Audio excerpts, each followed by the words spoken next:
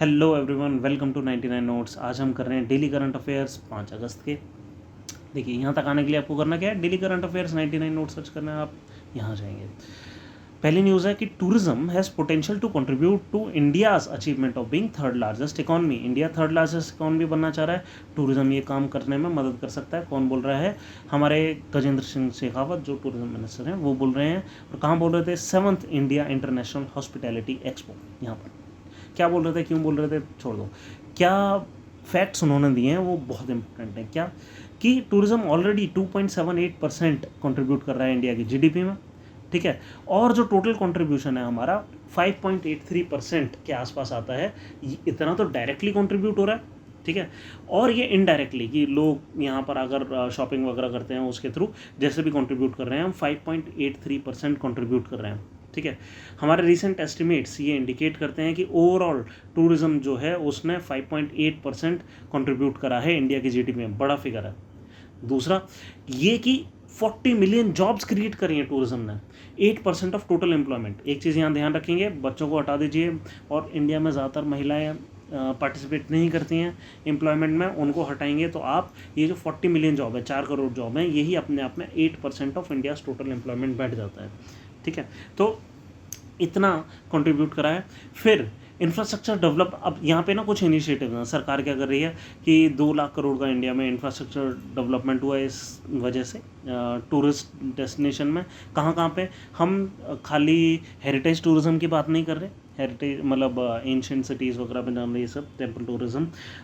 हम इसकी बात कर रहे हैं जैसे मेडिकल टूरिज़्म हो गया, है ना, नेचुरल हेरिटेज टूरिज़्म हो गया, जैसे कि नेशनल पार्क्स में, वाइल्ड लाइफ सेंचुरीज़ में लोगों का आना। फिर इससे हम फॉरेन एक्सचेंज में अर्निंग करते हैं कि इंडिया ने अप्रॉक्सीमेटली $30 बिलियन 2019 में अर्न करा था टूरिज्म से, ठीक है। इससे लोकल इंडस्ट्रीज़ प्रमोट होती हैं, कल्चरल प्रिजर्वेशन होता है। इंडिया में actually 42 UNESCO world heritage site है, यहाँ पे 40 ही लिखा है।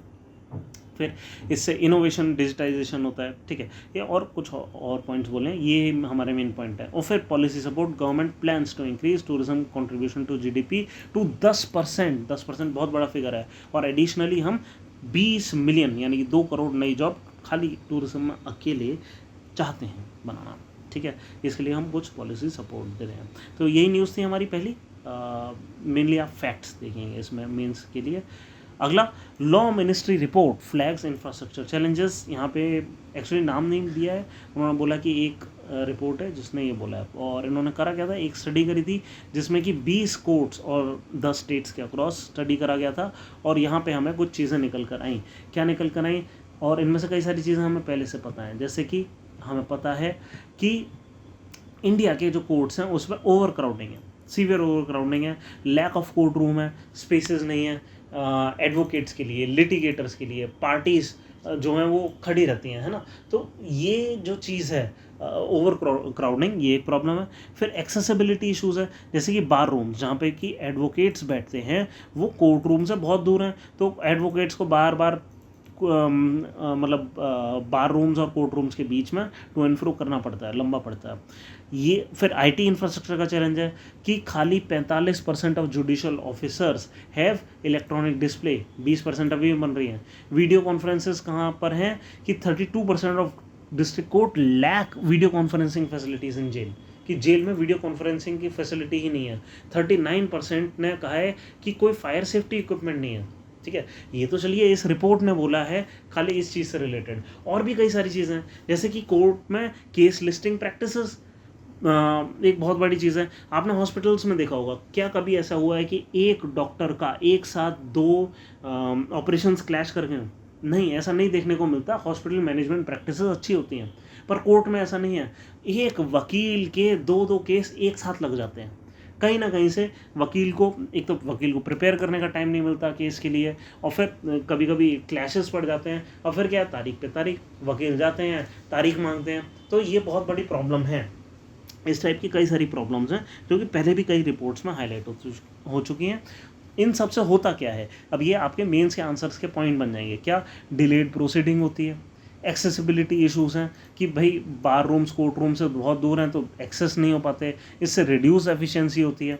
हम मॉडर्न आईटी का इंफ्रास्ट्रक्चर यूज़ कर सकते हैं कि लिस्टिंग प्रैक्टिसेस वगैरह डिजिटाइज कर दी जाए सब कुछ, ठीक है, बट ये करना होगा। फिर लिमिटेड कम्युनिकेशन है कि वीडियो कॉन्फ्रेंसिंग आसानी से नहीं होती, और फिर सेफ्टी कंसर्न है। वे फॉरवर्ड हमारा क्या है इसमें कि इंफ्रास्ट्रक्चर का अपग्रेडेशन कर दें, ऑब्वियसली हम इन्हांस कर दें आईटी फैसिलिटीज़, ई कोड्स वगैरह। ये सरकार ने कुछ प्रोजेक्ट्स लिए भी हैं इस केस में आईटी इंफ्रास्ट्रक्चर को बेटर करने के लिए। फायर सेफ्टी मेजर्स हम ले आए ऑब्वियसली। फिर पुलिस रिफॉर्म्स की भी ज़रूरत है, जुडिशल इंफ्रास्ट्रक्चर के साथ पुलिस मतलब जेल्स में भी रिफॉर्म्स की ज़रूरत है, वीडियो कॉन्फ्रेंसिंग वगैरह हमें सब कुछ करना है, ठीक है। फिर रेगुलर ऑडिट हो इन सारी चीज़ों का। फिर steps taken by the government, सरकार ने क्या करा है, national mission for justice delivery and legal reform 2011 में लाई गई थी, ठीक है। और इसमें करा क्या गया था कि कोर्ट फैसिलिटीज़ को इम्प्रूव करने की बात हुई थी।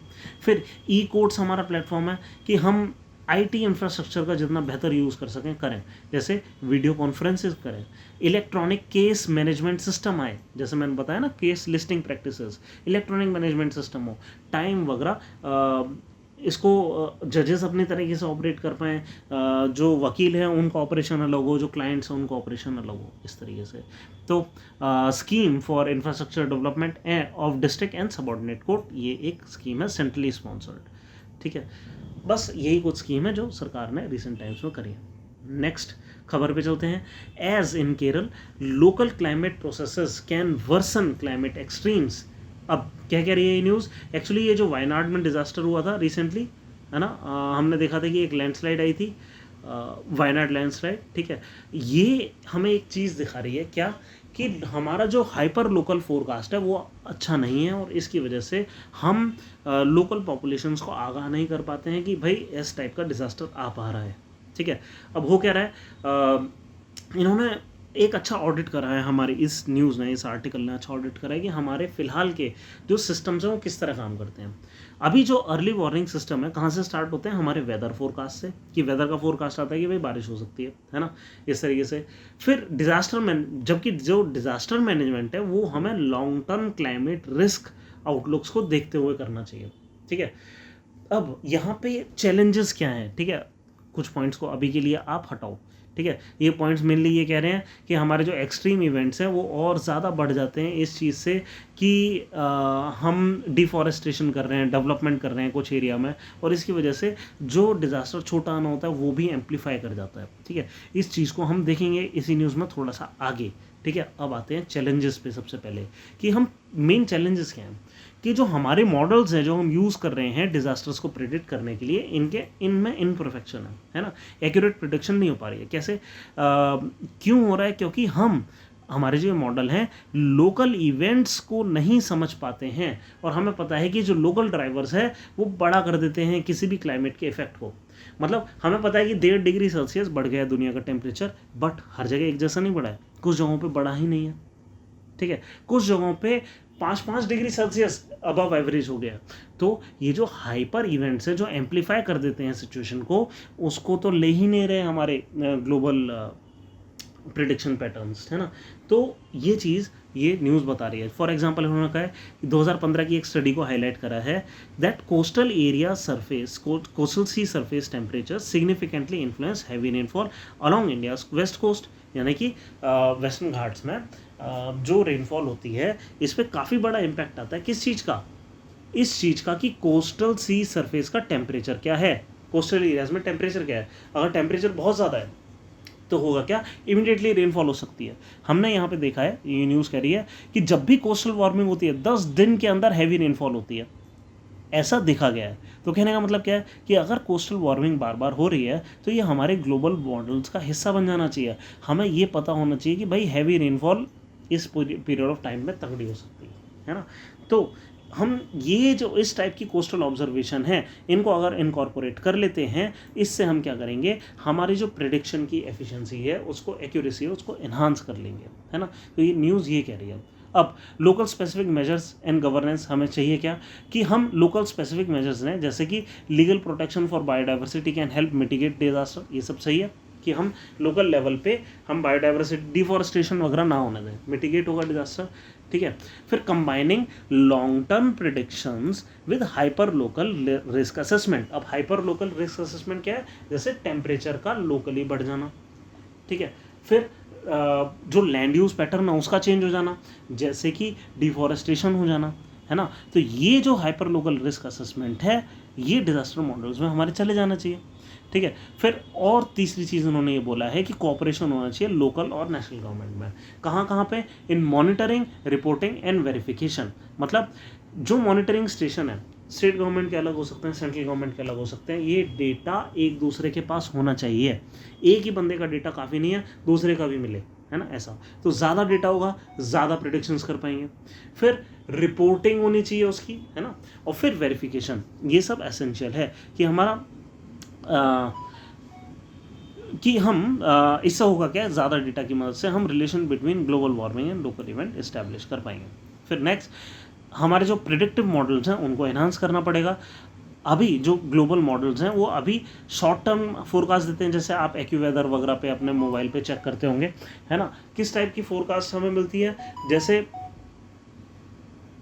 हमें फोरकास्ट मिलती है शॉर्ट ड्यूरेशन फोरकास्ट, कि अगले 1 दिन 2 दिन हर घंटे की फोरकास्ट मिल जाएगी। फिर आगे और ज़्यादा लंबे अवधि की फोरकास्ट मिलती है कि 1 दिन बाद 2 दिन बाद अगले हफ्ते तक क्या होगा, है ना। इस टाइप के 2-3 रेंजेस होते हैं। दीज मॉडल्स अभी रिसेंट टाइम्स में बेहतर हो गए हैं, मानसून पैटर्न को प्रेडिक्ट करते हैं, एल नीनो ला नीना इवेंट्स को प्रेडिक्ट करते हैं। लेकिन अब और ये सब करने के लिए वो करते क्या है, मेनली डाउन साइजिंग टेक्निक का यूज़ करते हैं, कि मतलब बहुत हाई रेजोल्यूशन के लोकल रीजनल मॉडल्स पर जाते हैं। रीजनल मॉडल पूरा रीजन, जैसे south east Asian region, south Asian region जहाँ पे कि इंडिया आता है, इस रीजन पे जाते हैं। यहाँ पे अलग अलग ग्राफ्स बनाते हैं, पैटर्न्स बनाते हैं, मैप्स बनाते हैं, और उसको फिर उस हाई रेजोल्यूशन मॉडल को ब्रेक डाउन करके छोटी छोटी डिटेल्स पर जाते हैं, है ना, कैप्चर करते हैं small scale details missed by global models. इसमें हम जनरली आर्टिफिशियल इंटेलिजेंस और मशीन लर्निंग का यूज़ कर सकते हैं आगे, क्योंकि हमें जनरली करना क्या होता है, इन सारे मॉडल्स में पैटर्न्स देखने होते हैं कि पीछे क्या हुआ, ठीक है, उसका रिजल्ट क्या हुआ था, और आगे क्या हुआ, इसका रिजल्ट क्या होगा, है ना। तो ये पैटर्न्स मशीन लर्निंग के थ्रू ज़्यादा बेहतर आइडेंटिफाई होते हैं, ठीक है। Next, addressing local amplifier event. अब हमें करना क्या है कि लोकल एम्पलीफायर इवेंट्स को देखना है। एम्पलीफायर इवेंट मतलब वो फैक्टर्स जो कि लोकल इवेंट्स को और ज़्यादा बड़ा कर देते हैं, ठीक है। तो जैसे कि डिफॉरेस्टेशन हो गया, जैसे हमने देखा कि कोस्टल वार्मिंग है ना, ये सारी चीज़ें हैं, अर्बनाइजेशन है, लैंड यूज चेंज है, ठीक है। इन सबको हमें फैक्टर इन करना है, ठीक है। तो यही है, यही चीज़ थी कि हम क्या कर सकते हैं कि हाइपर लोकल हम प्रिडिक्शंस करें, और उसके लिए हमें ज़्यादा बेटर मैनेजमेंट चाहिए, हमें लोकल फैक्टर्स को फैक्टर इन करना होगा। Next, what do scientist make of the budget. इस बजट का साइंटिस्ट क्या बता रहे हैं, कैसा गया। देखिए, इस बार का जो बजट था science and tech point of view से 10% इंक्रीज़ मिला है प्रीवियस ईयर से, ठीक है। मेजर जो टेक्नोलॉजी मिशंस हैं, जो हर बार की तरह है कि एडवांस टेक्नोलॉजी पे हमारा एम्फेसिस था, सुपर कंप्यूटिंग, ये पहले रहा है, इस बजट में इस पे नहीं बोला गया। साइबर फिजिकल सिस्टम है, क्वांटम टेक्नोलॉजीज, ठीक है, इस बार कुछ और बोला गया है, इस बार स्पेस वगैरह पे चीज़ें बोली गई हैं, ठीक है। देख लेते हैं क्या बोला गया कि 2024 का जो बजट है कंटिन्यूज टू एक्सरसाइज ऑन विकसित भारत। हमें विकसित भारत बनाना है। हम अभी अमृतकाल में 75वें सालगिरह से लेकर 100वें सालगिरह जो हमारा आज़ादी का है, इसमें इसको हम कह रहे हैं अमृतकाल, और इसके एंड में आएगा विकसित भारत, और विकसित भारत के लिए हमें साइंस की ज़रूरत है।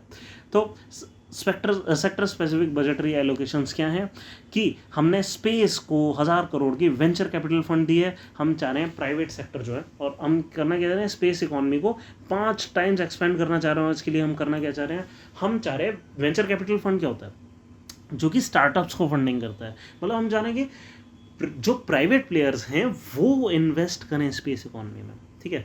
तो इससे होगा क्या, 1000 करोड़ के फंड से स्टार्टअप्स जो हैं स्पेस सेक्टर के, उनको सपोर्ट मिलेगा, ठीक है। जैसे अग्निकुल एक स्टार्टअप है ना, इस टाइप के कई सारे स्टार्टअप आए हैं इंडिया में। फिर बायोटेक और एग्रीकल्चर में कुछ सपोर्ट है कि हम ट्रांसफॉर्म कर रहे हैं agriculture research to enhance productivity and climate resilience, ठीक है। Establishment of breeding speed breeding platforms and accelerate crop development cycle, ठीक है। इसमें जो मेन चीज़ आई थी इस बार, जो एक चीज़ शायद यहाँ नोट नहीं हुई है, वो ये कि हमने 109 क्लाइमेट रेजिस्टेंट वेराइटीज़ हमने डेवलप करी हैं, ठीक है। नेक्स्ट चलते हैं clean and energy and technology के लिए। इस बार सोलर और न्यूक्लियर टेक्नोलॉजी के लिए कुछ था, ठीक है। एक तो मॉड्यूलर सोलर प्लांट्स के बारे में बात करी गई थी, और दूसरा रिड्यूस टैक्सेशन था क्रिटिकल रॉ मटेरियल्स के ऊपर, कि इंडिया में हम इंपोर्ट कर पाएँ क्रिटिकल रॉ मटेरियल्स, ठीक है, जो कि न्यूक्लियर एनर्जी और सोलर के लिए इंपॉर्टेंट हैं, ठीक है। फिर इंडस्ट्रियल एंड टेक्नोलॉजिकल इंफ्रास्ट्रक्चर, क्या plug and play industrial park, 100 cities में हम plug and play industrial park बनाना चाह रहे हैं, कि जहाँ पे इंडस्ट्री आए, ठीक है, सिर्फ प्लग इन करे, उन्हें कंस्ट्रक्शन का कोई टेंशन ना हो, सीधे पहले से डेवलप्ड हो चीज़ें वो प्लग एंड प्ले कर पाए, ठीक है। और ये किस प्रोग्राम के अंडर है? Under national industrial corridor development program, ठीक है। अब क्या ये अच्छा बजट था साइंस टेक के लिए? यहाँ पे कुछ कंसर्न्स हैं हमारे। क्या कंसर्न है? हमारा जीडीपी पिछले साल 8% से ग्रो हुआ, और इस बार जो आर एन डी का जो बजट है वो 10% से बढ़ाया गया। कहने का मतलब है कि इन टर्म्स ऑफ जीडीपी हम कोई बहुत ज़्यादा आगे नहीं चले गए, अभी भी हम डेवलप्ड इकोनॉमीज़ की तरह नहीं कंट्रीब्यूट कर रहे हैं आर.एन.डी में, ठीक है। तो ये चीज़ है। फिर इन्फ्लेशन और इंक्रीज कंपटीशन है दुनिया भर में, जैसे ZTE टेक्नोलॉजीज़ वगैरह है, 5G में इन्वेस्ट कर रहे हैं चाइना के अंदर, ठीक है। इसी तरीके से AI/ML में, सेमीकंडक्टर टेक्नोलॉजीज़ में काफ़ी इस पॉइंट ऑफ टाइम पे इन्वेस्ट हो रहा है, जीन एडिटिंग में इन्वेस्ट हो रहा है दुनिया भर में, और हम अभी भी 10% ही इन्हांस कर रहे हैं। ये कुछ भी नहीं है इंक्रीज कंपटीशन और इन्फ्लेशन के कंपैरिजन में, ये उतना अच्छा है नहीं। ऐसा कौन बोल रहा है? ये अक्सर जो कई सारे हमारे एनालिस्ट्स बोल रहे हैं, ठीक है। फिर अनुसंधान national research fund 1 lakh crore का बनाया गया। इस पर एक क्रिटिसिज्म है कि ये मिला दे रहा है, किसके लिए है ये इतना फंड? सपोर्ट बेसिक रिसर्च करने के लिए एंड प्रोटोटाइप डेवलपमेंट के लिए, दो चीज़ों के लिए। अब पॉइंट ये है, दो चीज़ अलग अलग चीज़ होती हैं। बेसिक रिसर्च क्या होती है? Fundamental research. फंडामेंटल रिसर्च में अक्सर ऐसा हमने देखा है कि यहाँ प्राइवेट सेक्टर रिसर्च नहीं कर पाता। मान लीजिए हम आज क्वांटम टेक्नोलॉजीज़ पे रिसर्च कर रहे हैं, 100 साल पहले हुआ था क्वांटम टेक्नोलॉजीज़ पे रिसर्च, ठीक है, क्वांटम फिजिक्स बनना शुरू हुई थी। अब उसी समय कुछ बनना नहीं शुरू हो गया था। फंडामेंटल रिसर्च ऐसी होती है कि उसके एप्लीकेशन 100 साल बाद दिखाई देते हैं। ऐसे में प्राइवेट सेक्टर थोड़ी 100 साल बाद के रिसर्च में इन्वेस्ट करेगा। तो और हम ये भी कह रहे हैं कि प्राइवेट सेक्टर ड्रिवन रिसर्च हो, तो ये अनुसंधान फंड है, इसका एम क्लियर नहीं है। ये बेसिक रिसर्च पे जा रहा है या प्रोटोटाइप डेवलपमेंट में, जहाँ पे कि ये जो कि कॉमर्शियल एस्पेक्ट होता है प्रोटोटाइप डेवलपमेंट, ठीक है। तो ये एक एम्बिग्विटी है जो हमारी बनी हुई है। और फिर प्राइवेट सेक्टर का इन्वॉल्वमेंट है, कितना वो करेंगे हमें ये नहीं पता। और फिर स्टेट रन इंस्टीट्यूशन और सेंट्रल इंस्टीट्यूशंस में फिर से डिस्पैरिटी है। स्टेट्स जो भी पैसा खर्च करते हैं वो बहुत कम है, इससे बढ़िया दोनों मिलके ही खर्च कर लें, है ना। तो काफ़ी बड़ी डिस्पैरिटी है, इसको भी हम एड्रेस कर सकते हैं, ठीक है। फ्यूचर डायरेक्शंस में हम क्या कर सकते हैं? हम फंडिंग को सीधी सी बातें बढ़ा सकते हैं, हम कोलैबोरेशन को बेटर कर सकते हैं, इंफ्रास्ट्रक्चर को बेटर कर सकते हैं। कोलैबोरेशन जैसे कि सरकार की लैब्स प्राइवेट सेक्टर भी यूज़ कर पाए, है ना, पूरा इस्तेमाल हो, मतलब 24 घंटे। प्राइवेट सेक्टर और एकेडमी है, ये सब कोलैबोरेट करें। फिर इन्वेस्टमेंट इन इंफ्रास्ट्रक्चर हो, जैसे कि इंडस्ट्रियल पार्क में इन्वेस्टमेंट हो गया, रिसर्च फैसिलिटीज़ में हो गया, है ना। फिर sector specific need, textile sector की अलग नीड है, न्यूक्लियर सेक्टर की एकदम ही अलग नीड है, तो हम लोकल और सेक्टर स्पेसिफिक नीड्स पर ध्यान दें, ठीक है। तो ये है हमारा साइंस से रिलेटेड बजट में इस बार क्या आया था। ए look at how 18th Lok Sabha is India's oldest. खबर क्या है? खबर ये है कि इंडिया में एवरेज एज जो हमारे एमपीज़ की पहुंच चुकी है लोकसभा में 56 साल पहुंच चुकी है, अब तक की हाईएस्ट। जब इंडिया आज़ाद हुआ था 46.5 साल थी। अब एक चीज़ ध्यान रखें, ये न्यूज़ हम क्यों पढ़ रहे हैं, अब क्यों पढ़ रहे हैं? ये तो भाई हमारी पार्लियामेंट तो बन ही चुकी है, अब जाकर क्यों पढ़ रहे हैं न्यूज़? इसलिए क्योंकि शशि थरूर ने ये बोला है, एक बिल लेकर आए हैं, प्राइवेट मेंबर बिल, कि रिजर्वेशन दे दो 35 से कम वाले कुछ लोग आ जाएं ताकि, ठीक है।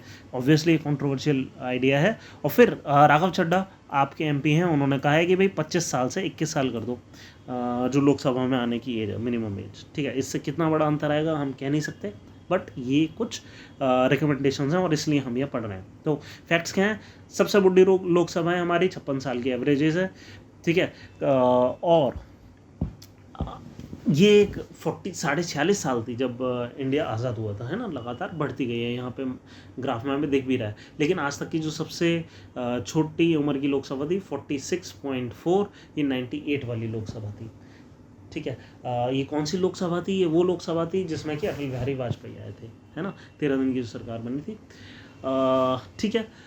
ये चीज़ हो गई। और फिर एक जो और डेटा है वो ये कि 35 साल से कम वाले कितने हमारे एमपी हैं, खाली 25 रह गए हैं। ये तो डेटा है जो आप याद रख सकते हैं, इससे ज़्यादा यहाँ पे कुछ नहीं आया है। ये जो ये फालतू का डेटा है, ये बहुत ज़्यादा आपको याद रखने की ज़रूरत नहीं है। आप अपने इंटरेस्ट के लिए इसमें से कुछ डेटा इस वेबसाइट से पढ़ सकते हैं। नेक्स्ट चलते हैं, गोइंग आफ्टर वीड्स। न्यूज़ क्यों आई है? क्योंकि वीड्स को हम क्लियर करने के लिए वीडीसाइड डालते हैं, हर्बिसाइड्स, ठीक है, जो कि प्लांट्स के लिए एक जहर होता है, जो कि वीड्स को मार देता है या उनकी ग्रोथ को इनहिबिट करता है। ऐसा एक वीडीसाइड था या हर्बिसाइड, इमेजिथिपिर, ठीक है। अब ये करता क्या है? ये एक एसिटोहाइड्रोक्सी एसिड सिंथेज, एक कोई एंजाइम होता है जो कि एमिनो एसिड को प्रोसेस करने में सिंथेसाइज करने में काम आता है, यानी कि प्रोटीन्स को सिंथेसाइज करने में काम आता है। अगर प्रोटीन ही नहीं बनेंगे, अब ये क्या है कि इसको इनहिबिट कर देता है ये वाला वीडीसाइड, ठीक है। तो कोई एक क्रिटिकल एंजाइम है जो कि प्रोटीन बनाने के काम आता है, और इसको ये वाला हर्बिसाइड इमेजिथिपिर ये इनहिबिट कर देता है, ठीक है। तो इस तरीके से ये वीडीसाइड या हर्बिसाइड काम करता है। अब जब ये प्रोटीन बनाने के प्रोसेस पे सीधे अटैक करता है तो सीधी सी बात है ये राइस और व्हीट की वैरायटीज़ को भी हार्म करता होगा। अब कुछ साइंटिस्ट ने क्या करा है, डेवलप करा है ऐसी राइस और व्हीट की वैरायटीज़ जो कि टॉलरेट कर देती हैं the herbicide imazethapyr, reducing water usage and environmental impact, ठीक है भाई।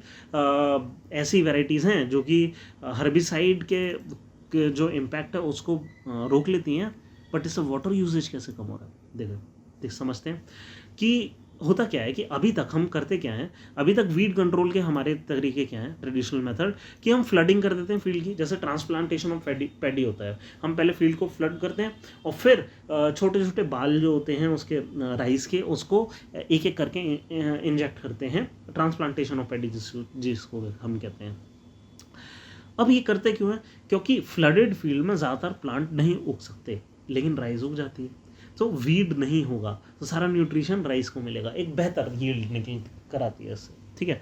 एक दूसरा तरीका क्या होता है, हम रिपीटेड प्लोइंग करें, कुदाली से वीड्स को हटाते रहें, है ना, ये तरीके हैं। अब एक में पानी ज़्यादा लग रहा है, एक में लेबर ज़्यादा लग रहा है, ठीक है। इसको बचाने के लिए हम क्या कर सकते हैं, हम एक काम कर सकते हैं, वीडीसाइड यूज़ कर लें, इमेजिथिपिर, ठीक है। अगर ये वीडीसाइड यूज़ कर दिया तो राइस और वीट को खुद ही हार्म होगा। बेटर तरीका क्या है, नई वेराइटीज़ बनाई गई है, आप यूज़ करो इमेजिथिपिर, ठीक है। हर्बिसाइड बहुत आसानी से यूज़ करो, कोई दिक्कत नहीं है। आप ये वाली वैरायटी उगाइए बस, बासमती की पूसा 1979, फिर 1985, फिर सवा 134, 127, ये राइस की वैरायटीज़ हैं। और मेहको प्राइवेट लिमिटेड ने कुछ वीट की वैरायटीज़ बनाई हैं, गोल और मुकुट, ठीक है। इसको हम यूज़ करेंगे तो होगा क्या, हम ये हर्बिसाइड ढंग से यूज़ करेंगे, ठीक है। आपको फ्लडिंग वगैरह कुछ करने की ज़रूरत नहीं है वीड को रोकने के लिए, आप धड़ल्ले से इस हर्बिसाइड को यूज़ करो, ये वैरायटी उगाओ, आपको ना फ्लड करना पड़ेगा, लेबर की इतनी टेंशन, पैसा बचेगा, हमारा क्या कहते हैं, वाटर बचेगा और लेबर बचेगी, ठीक है। तो ये हैं हमारे हर्बिसाइड टॉलरेंट सोल्यूशन। अब इसके साथ हम क्या कर सकते हैं, जब हमें फ्लडिंग नहीं करनी, ये सब नहीं करना, आप डायरेक्ट सीड राइस लगा सकते हैं ट्रांसप्लांटेशन की जगह, zero tillage wheat technology use कर सकते हैं कि प्लोइंग ना करनी पड़े बार बार, है ना। तो इन दोनों चीज़ों का यूज़ कर सकते हैं। यहाँ पे लेबर कम लगती है, पैसा कम लगता है, फ्यूल कम लगता है, पानी कम लगता है, ठीक है। तो बस यही चीज़ है कि हमने एक वैरायटी यूज़ कर ली है जो कि अब हमें हर्बिसाइड रोकने से यूज़ करने से कोई यील्ड में इम्पैक्ट नहीं आएगा, ठीक है। आगे चलते हैं, प्रीलिम्स के कुछ फैक्ट्स हैं क्या कि national centre for good governance उसने successfully concludes 4th capacity building programme for the civil servants of Sri Lanka. तो अब ये क्या है कि एक ऑर्गेनाइजेशन है, 2014 में बनी थी, इंडिया की एपेक्स ऑर्गेनाइजेशन है गवर्नेंस के लिए। ऑब्जेक्टिव है कि हम ट्रांसपेरेंसी अकाउंटेबिलिटी पब्लिक एडमिनिस्ट्रेशन में लाएँ, ठीक है। और बात साथ में ही इंटरनेशनल कोलेबोरेशन करती है कि इस तरीके की मीट कर ली श्रीलंका में करके, एक मतलब श्रीलंका के सिविल सर्वेंट्स के साथ मीट कर ली, और ये सब international collaboration, training and capacity building, ये सब करती रहती है। तो बस यही न्यूज़ है, आपको बस ये पता होना चाहिए ये है क्या। 2014 में बनी थी ऑर्गेनाइजेशन, कोई स्टैट्यूटरी और वगैरह ऑर्गेनाइजेशन नहीं है, बस ऐसे ही एक नॉर्मल ऑर्गेनाइजेशन, नॉन स्टैट्यूटरी, ठीक है, जिसके कुछ एम्स हैं, बस इतना याद रखेंगे। फिर ASI to copy stone inscription on to paper in Tiruppur. अब कर क्या रहे हैं ये, एक ना स्टैम्पेज कोई मेथड है, उसको यूज़ करके मैसूर में यहाँ की एक मैसूर टीम है, वो कोविलपयम जगह पर एक थालीश्वरर टेम्पल में जाएंगे और वहाँ पे उनको कोई इंस्क्रिप्शन मिला है, इसको कॉपी करके आएंगे, ठीक है। अब कई सारे अब ये जनरली ई स्टैम्पेज मेथड यूज़ कहाँ होता है, जहाँ पे इंस्क्रिप्शन हम मंदिर की दीवार से निकाल के कहीं म्यूज़ियम में ले जा नहीं सकते, फिर तो उसको रीड ही कर लेंगे हम। अब यहाँ पे हम क्या करेंगे, हम ई स्टैम्पेज मेथड यूज़ करेंगे। होता क्या है ये कि यहाँ पे ना एक इंक्ड पेपर या वेट पेपर इंस्क्रिप्शन के ऊपर, या इंस्क्रिप्शन के ऊपर इंक लगाई जाती है और फिर पूरा एक पेपर इसके ऊपर छाप दिया जाता है। तो होता क्या है कि वो इनग्रेव्ड सरफेस पर, मतलब उस रब वगैरह कराया जाता है और इंस्क्रिप्शन का जो इम्प्रेशन है वो उस पेपर पे आ जाता है, ठीक है। इससे हम फाइन डिटेल्स को कैप्चर कर लेते हैं ओरिजिनल टेक्स्ट की। हम और भी कई तरीके यूज़ कर सकते हैं, जैसे कि लेज़र की मदद से इसकी स्कैनिंग कर सकते हैं, ठीक है। ये नए मेथड है, इंडिया अभी भी ई स्टैम्पेज मेथड को यूज़ करता है, ठीक है। तो इस मदद से हम एपिग्राफी कर लेते हैं, यानी कि इंस्क्रिप्शंस जो हैं उसको पढ़ सकते हैं। अब ये देख लेते हैं कि ये है क्या, ये जगह क्या है, हिस्टोरिकल सिग्निफिकेंट क्या है। तिरुपुर कहाँ है, तमिलनाडु में है, एंशिएंट टेम्पल्स के लिए जाना जाता है। यहाँ पे ज़्यादातर टेम्पल चोला डायनेस्टी के हैं, आप चोला डायनेस्टी के लिए यहाँ पे क्लिक कर सकते हैं अगर डिटेल में आपको जाना है। ये जो इंस्क्रिप्शन है जनरली टेम्पल वॉल्स में मिलते हैं, और मिलता क्या है इसमें, हमें लैंड ग्रांट्स मिलती है, contribution made by Kings and merchants and local elites मिलती है। क्यों, ये क्यों मिलता है, क्योंकि देखो आज भी क्या होता है, कोई सड़क बनती है, कोई नेता बता जाता है एक पत्थर पे लिखे ये सड़क मैंने बनाई है। ऐसे ही पुराने ज़माने के टेम्पल में के इंस्क्रिप्शंस होते थे, वहाँ पे लैंड ग्रांट्स, ये लैंड किसने दिया है, कॉन्ट्रीब्यूशंस क्या हुए, किंग्स ने क्या बनवाया, मर्चेंट्स ने क्या बनवाया, लोकल एलिट्स ने क्या बनवाया, ये सब होता है। इससे हमें किंग्स के बारे में पता लगता है, वहाँ के सिचुएशंस के बारे में पता लगता है, किस सिचुएशन में किसने क्या करा। लैंग्वेज जनरली क्या यूज़ होती है, या तो तमिल ब्राह्मिण स्क्रिप्ट यूज़ होती है, ठीक है, या फिर वत्तेजुतु स्क्रिप्ट, मेरे को पता नहीं है कौन सी स्क्रिप्ट है, ये चीज़ यूज़ होती है, ठीक है। बस यही है। कुछ नोटेबल साइट्स हैं, कल्याण वेंकटेश्वर टेम्पल है, ठीक है, थालेश्वरर टेम्पल है, जहाँ पे वेरियस शिवर टेम्पल्स हैं जहाँ पे इस टाइप के इंस्क्रिप्शन हमें मिल रहे हैं। बस यही है न्यूज़, आगे चलते हैं। सारा अब्राहम कोई doyenne of Indian art passes away. तो क्या है कि डोनियन माने मेनली पाइनियरिंग फिगर थी, कोई इंडियन आर्ट की आर्टिस्ट थी, इस टाइप के कुछ आर्ट बनाती थी। जनरली होता क्या था, जब भी आप आर्ट पढ़ें, आर्ट एंड कल्चर में आप जनरली क्या पढ़ना चाहेंगे, आप ये पढ़ना चाहेंगे टेक्निक क्या है, इनकी एक्सपेरिमेंटल टेक्निक्स थी, ठीक है। कंटेम्प्रेरी इंडियन आर्ट में blending traditional and modern forms, traditional forms और मॉडर्न फॉर्म्स को ब्लेंड करके बनाती थी। ऑफन मिक्स मीडिया यूज़ करती थी, जैसे फोटोग्राफी हो गया, पेंटिंग हो गया, ठीक है, इंस्टॉलेशन आर्ट हो गया, ये सब, जो कि जनरली क्या करते थे, to explore themes of identity, memory, urban life, ये सारी थीम्स को एक्सप्लोर करते थे, ठीक है। तो सोशल कमेंट्री क्या है, जनरली सोशल कमेंट्री होती थी, जो हमारे लोकल सोशल इश्यूज़ हैं उनको अपने आर्ट में वो दिखा रहे होते थे, है ना। तो ये है, इनकी एग्जीबिशंस वगैरह लगती हैं सब, ठीक है। ज़्यादा हमें नोट नहीं करना है। सारा अब्राहम थी कोई इंडियन आर्टिस्ट जिनका अब निधन हो गया, ठीक है। In government's 100-day plan launching 5,000 crore projects in AMRUT 2.0। अब अमृत क्या है, अमृत 2015 में स्कीम लॉन्च हुई थी, उसका 2.0 5 साल बाद फिर लॉन्च हो गया था 2021 में, ठीक है। अमृत 1.0 2015 से लेकर 21 तक लॉन्च हुई थी, ठीक है, 5 साल के लिए थी। अब फिर बाद में 2.0 जब वो 1 का फेज़ ख़त्म हो गया अक्टूबर 2021 से लेकर अगले 5 साल तक के लिए एक और लॉन्च हो गई। हम कर क्या रहे हैं स्कीम में, 500 सिटीज़ का इंफ्रास्ट्रक्चर को बेहतर करना है, सीवेज, सेप्टेज टैंक्स वगैरह बनाने। मेनली ये तो चलिए अभी के लिए है, शुरुआत से क्या कर रहे थे हम, water supply, sewage, rejuvenation of urban water bodies and parks, ये सब हम कर रहे थे, ठीक है। और यही चीज़ हम अगले 100 दिन के एजेंडा में कर रहे हैं, जहाँ पे कि 5,000 करोड़ के प्रोजेक्ट्स को चेक करके पास कर दिया जाएगा अगले टाइम, आगे के लिए, अगले 1 साल के लिए, ठीक है। तो इन 100 दिन में सरकार क्या कर रही है, कुल मिलाकर तेज़ी से पास कर रही है प्रोजेक्ट्स 5,000 करोड़ के, ठीक है। अब ये है क्या, अमृत जान लीजिए कि अमृत क्या है, Atal mission for rejuvenation and urban transformation, AMRUT 2.0। अच्छा ये चीज़ ध्यान रखिए, इंडिया ने 2-3 कुछ मेन मिशंस लॉन्च करे हैं सिटीज़ के लिए। स्मार्ट सिटीज़ मिशन 100 सिटीज़ के लिए, वो भी तभी लॉन्च हुआ था 2015 में। अमृत मिशन 500 टियर 2 सिटीज़ के लिए, सबसे बड़ी सिटीज़ के लिए स्मार्ट सिटी, उससे थोड़ी छोटी सिटीज़ के लिए, और जो रह गई सिटीज़ हैं उनके लिए अमृत मिशन है। टोटल 2.5 लाख करोड़ से ऊपर का इसमें पैसा जा रहा है। टारगेट क्या है हमारा, water supply, universal water supply, हर घर में जल हो, ठीक है, टैप कनेक्शंस हो, ठीक है, जितने भी स्टेट्यूटरी टाउन्स हैं वहाँ तक हो जाए। फिर 100% coverage of house hold, sewerage and septage. Septage मतलब सीवरेज तो मतलब जहाँ गंदा पानी ग्रे वाटर कलेक्ट होता है और कहीं बाहर चला जाता है ट्रीटमेंट के लिए। सेप्टेज मतलब जहाँ पे कलेक्ट होता है उसी मकान के नीचे कहीं टैंक बना हुआ है, वहाँ पे ट्रीटमेंट चल रहा है, ठीक है, एनारोबिक ट्रीटमेंट, ठीक है। तो ये सारी चीज़ हैं जो कवर होती है। तो अगले 100 दिन का एजेंडा भी यही है कि establishment of sewage treatment plant, septage tanks, ये सब, ठीक है। बस यही है, सुनते रहिए कि क्या हो रहा है ना। यहाँ पे अच्छा एक चीज़ ध्यान रखेंगे, इस 1000 करोड़ में incubation of 8 green field cities, 8 नई सिटीज़ बनाई जा रही हैं 1000 करोड़ ईच के साथ। ये 15th फाइनेंस कमीशन ने प्रपोजल दिया था, ठीक है। तो बस आज के लिए यही था। Thank you, all the best, कल मिलते हैं।